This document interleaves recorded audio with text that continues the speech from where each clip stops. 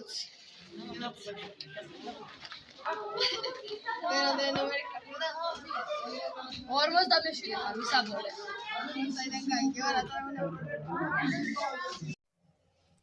तो अस्सलाम वालेकुम, क्या हाल है, कैसे हैं आप सब लोग। उम्मीद करती हूँ कि आप सब लोग खैर आफियत के साथ होंगे। तो जी ये वो कैंप है जहाँ पर मैं काम करती हूँ, मैं जाती हूँ, जॉब करती हूँ। इमिग्रेशन सेंटर है और यहाँ पर सारे रिफ्यूजी रजिस्टर होते हैं और जो दूसरे कंट्रियों से लोग आते हैं, हर तरह के लोग उसमें उनमें सीरियन हो गए, पाकिस्तानी हो गए, अरब हो गए या फिर यूक्रेनी हो गए या फिर किसी भी कंट्री में जहाँ जंग लगी हो, वो लोग यहाँ पर आते हैं। कुछ लोग आते हैं, कुछ लोग लाए जाते हैं, कुछ लोग आके यहाँ पर रह रहे होते हैं। तो वो सारे डिफरेंट मुल्कों के होते हैं और वहाँ पर इनको जो है ना, यहाँ पर आने के बाद फौरी तौर पे किसी को ज़बान भी नहीं आ रही होती यहाँ की फ़्रेंच, और यहाँ के लोगों को इंग्लिश नहीं आती इतना ज़्यादा, और जिनको आती है वो बोलना नहीं चाहते क्योंकि चाहते हैं कि वो आप लोग यहाँ की लैंग्वेज जो है ना वो बोलें, जो फ़्रेंच है। क्योंकि ये फ़्रेंच पार्ट है, जैसे कि मैं बार बार कहती हूँ, स्विट्ज़रलैंड में कोई एक लैंग्वेज नहीं बोली जाती, हर पार्ट में अलग अलग लैंग्वेज बोली जाती है।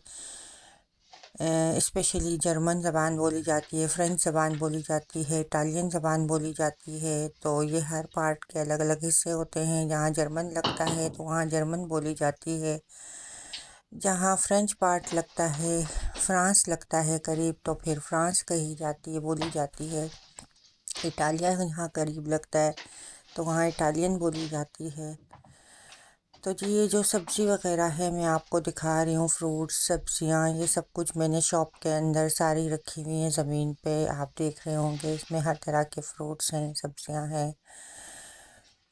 तो ये वीक में एक बार एक दिन होता है, जैसे थर्सडे। तो ये सारी की सारी मार्केट वाले लाकर हमें देते हैं, जो मार्केटों में जो ज़्यादा होती है, एक्स्ट्रा होती है, या फिर वो एक्सपायरी के करीब जाने लगती है, डेट से पहले, आखिरी तारीख़ों से पहले। हर थर्सडे को ये लोग लाकर बड़ी सी गाड़ी में मुझे ये सारी सब्जियां दे देते हैं।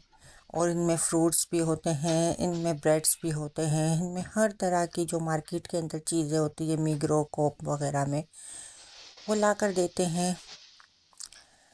और मैं फिर यहाँ पर देखें इनकी अब ढूंढ रही हूँ, इनमें कोई एक चीज़ ख़राब हो या कोई थोड़ा सा भी, मामूली सा भी, ज़र्रा भर सा भी कुछ चीज़ ऐसी हो जो खाने के काबिल ना हो, तो मैं उन्हें अलग करके और डस्टबिन कर देती हूँ, डस्टबिन गार्बेज कर देती हूँ। क्योंकि डस्टबिन को यहाँ पे पुबैल कहते हैं, हम पुबैल कर देते हैं उसे। तो बाकी जो साफ़ सुथरा जो भी कुछ है वो हम पाख्ताज करते हैं। पाख्ताज कहते हैं कि हम बांट देते हैं इन लोगों में जो रिफ्यूजी होते हैं कैंप के अंदर, क्योंकि ये सिर्फ एक कैंप नहीं है, ये होटल है। तो इसमें ऊपर सारे रूम्स बने हुए हैं और बड़े हाई फाई किस्म के रूम बने हुए हैं, जिनके अंदर टॉयलेट, बाथरूम सब कुछ है। तो अक्सर फैमिलीज़ जो होते हैं यहाँ पर, तो उन फैमिलीज़ को वो एक के जगह 2 रूम देते हैं, क्योंकि उनके साथ बच्चे होते हैं। और जो लड़के होते हैं तो उनको जो है ना एक एक रूम भी, जो कोई बीमार अगर हो तो उन्हें एक रूम दे देते हैं। अगर कोई ठीक ठाक हो तो उनमें से 2 लड़कों को एक रूम भी दे देते, जिससे कि हॉस्टल में देते हैं। लेकिन बड़ा साफ़ सुथरा माहौल, बहुत अच्छा माहौल होता है, बहुत अच्छा खाना पीना। ये शॉप मेरे हाथ में होती है क्योंकि मुझे ज़बानें काफ़ी आती हैं, तो फिर मैं इनके साथ कम्युनिकेट करती हूँ। और ये सारी चीज़ें जो है ना, ये सब्ज़ी वगैरह, फ्रूट, इस वक्त जब मेरी शॉप में आई है तो आप यकीन नहीं कर सकते, जो रिफ्यूजीज़ हैं जो यहाँ रह रहे हैं वो तो दरवाज़े बजा के थक जाते हैं। पर मुझे अलाउ नहीं होता कि मैं कोई एक गेट भी खोलूं, क्योंकि वो बहाने बेबहाने आते हैं और वो तंग करते हैं, कहते हैं शॉप ओपन करें, हमें कोई चीज़ ख़रीदनी है यहाँ से। लेकिन जिस दिन पे ये वेजिटेबल्स, फ्रूट्स और चीज़ें आती हैं तो मुझे कह दिया जाता है कि आप 2 बजे डोर क्लोज़ करके और सिर्फ 4 बजे तक, आप 4 बजे खोलेंगी जब ये सब कुछ बाहर आएगा। वरना तो ये लोग इतना हंगामा करते हैं, ये कहते हैं कि बस ये हमें सब कुछ मिल जाए फ्री में, क्योंकि होता ही इनके लिए है और फ्री में है। लेकिन मुझे अलाउ नहीं होता तो मैं नहीं खोलती। मैं अभी देख रहे हैं कि सारी छांटी कर रही हूँ एक तरीके से। कोई चीज़ मुझे ठीक नहीं लगती वो मैं फेंक देती हूँ।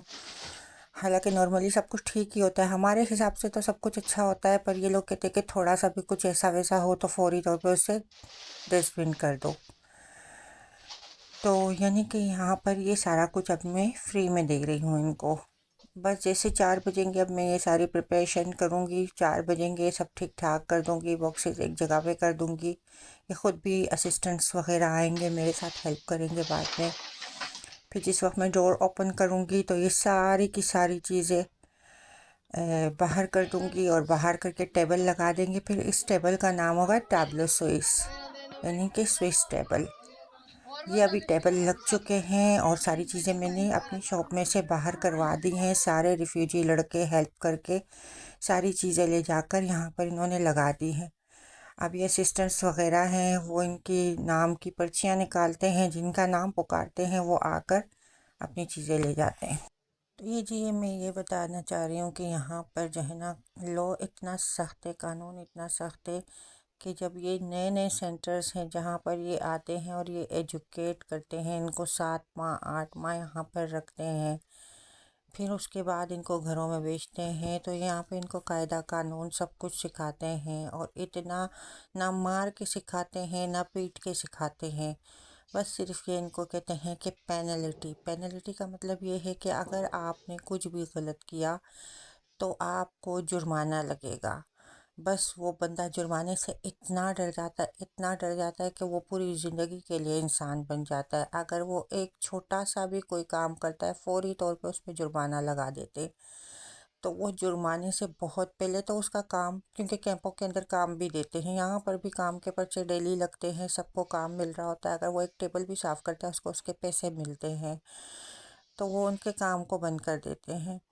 दूसरा, वो अगर दोबारा कोई ऐसी हरकत करता है तो फिर कोई एक और चीज़ उसके ऊपर लगा देते हैं कि आपको अब बाहर जाना बंद है। इस तरह की चीज़ें करते हैं तो वो लोग डर जाते हैं। फिर उसके बाद और मज़ीद कोई गलत हरकत करता है तो फिर उसको इस तरह डराते हैं कि आपके पैसे कटेंगे। तो ये चीज़ें इनको डरा के रखती